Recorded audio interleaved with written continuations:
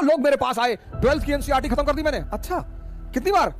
10 बार। ओहो, 10 बार जी।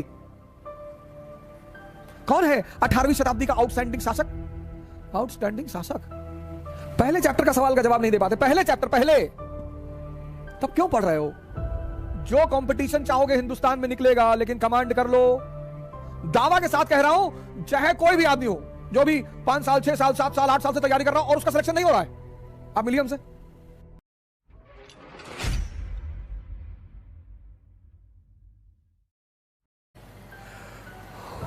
मैं बार बार तुमसे जब भी मैं आता हूं आज शाम के मंच में, मैं आप लोगों से एक ही बात कहता हूं, पढ़ो दिमाग को जिंदा करने के लिए। एक जिंदा दिमाग कुछ भी कर सकता है।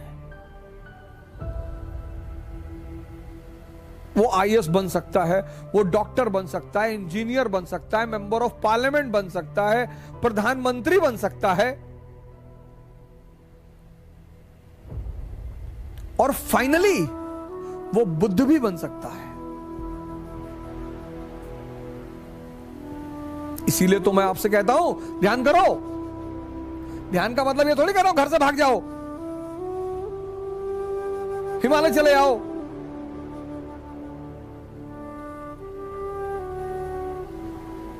अगर एक किताब पढ़ते हो, खत्म करते हो, और उस किताब की कहानी ही तुम्हें नहीं पता,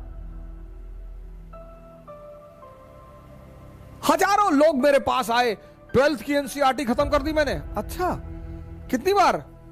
10 बार। ओहो, 10 बार जी।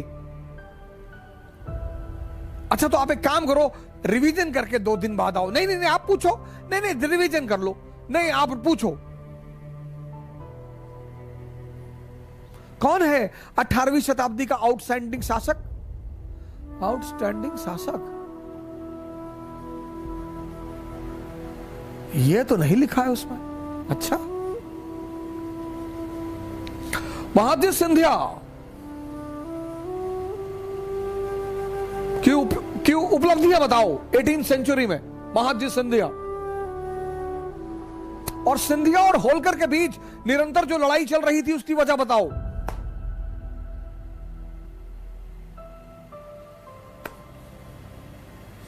बहुत बड़ी वजह है, और वो ऐसी वजह है जिसकी वजह से ब्रिटेन ने चीन पर कब्जा किया।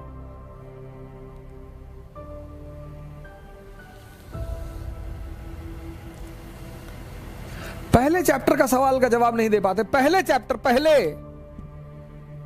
तब क्यों पढ़ रहे हो? नहीं, नौजवान क्रांति में आप नहीं पढ़ा रहे हैं तो कितना पढ़ोगे?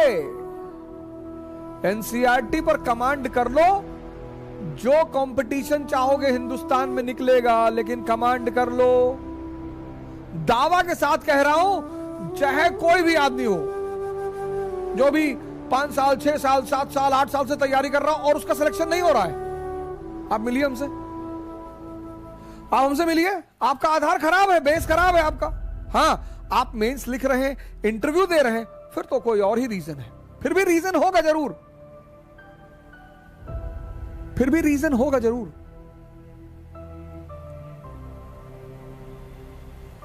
तुम्हें कहानियां ऐसी समझ में आती नहीं, तुम रटते हो तो तुम्हारे मन को मजा नहीं आता, तुम्हारे मन में ये चीजें रिपीट नहीं होती, क्योंकि तुम समझते नहीं हो।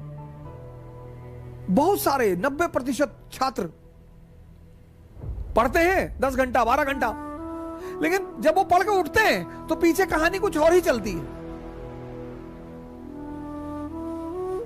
पढ़ना जानते हैं, सेव करना नहीं जानते। जैसे तुम कंप्यूटर में सेव करते हो ना, ऐसे यहां भी सेव होता है। अब इसको जो चीजें पसंद है वो खुद ब खुद सेव कर लेता है। आपको कोई कविता अच्छी लग गई, अपने आप सेव हो जाएगी।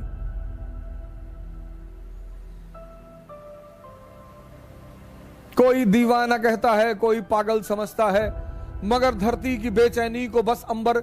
जो चीज आपको अच्छी लग जाएगी, जो आपके मन को अच्छी लगे, खुद ब खुद सेव हो जाएगी। आपने कोई गाने याद थोड़ी किए, याद हैं, क्योंकि आपके मन को उसमें रस मिला, उसने सेव कर लिया। लेकिन जब आपने अमेरिकी क्रांति पढ़ी, इसको रस मिला ही नहीं, इसने सेव ही नहीं किया। अब आपके सामने एक बहाना है, रिवीजन नहीं हुआ है। तो गाने का कौन सा रिवीजन करते हो? 10-10 गाना याद है, 20-20 गाना याद है, 50-50 गाना याद है, फिल्मों की स्टोरी याद है, वहां कौन सा रिवीजन? वहां भी तो रिवीजन नहीं करते। तुम सेव करना भूल गए हो, तुम समझना भूल गए हो। एक पक्षी है रैवन, वो बाज के कंधे पे जाके बैठ जाता है, और बाज शाहीन,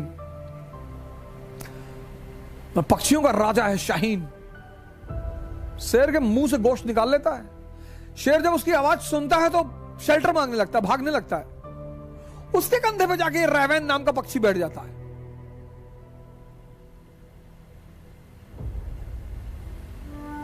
तो पता है बाज क्या करता है? अपनी उड़ान बढ़ाने लगता है, उड़ान। और जैसे जैसे उसकी ऊंचाई बढ़ती रहती है, ऑक्सीजन लेवल कम हो जाता है, रैवन को भागना पड़ता है। अपनी ऊंचाई बढ़ाओ, इतनी बढ़ाओ कि जितने लोग तुम्हें दबाना चाहते हैं उनका दम घुटने लगे, वो खुद ही भाग जाए। क्योंकि जब तक तुम कमजोर रहोगे तुम्हारा शोषण होगा। तुम किसी भी जाति के हो, किसी भी धर्म के हो, क्या फर्क पड़ता है? जब तक तुम कमजोर हो,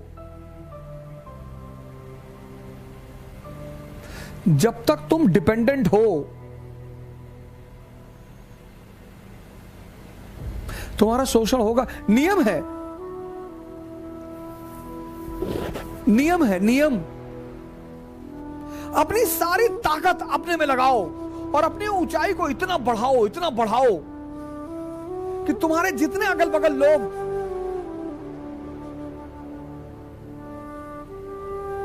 भगवान के आशीर्वाद स्वरूप तुम्हारे पीछे पड़े हैं, उनका दम घुटने लगे। जय हिंद।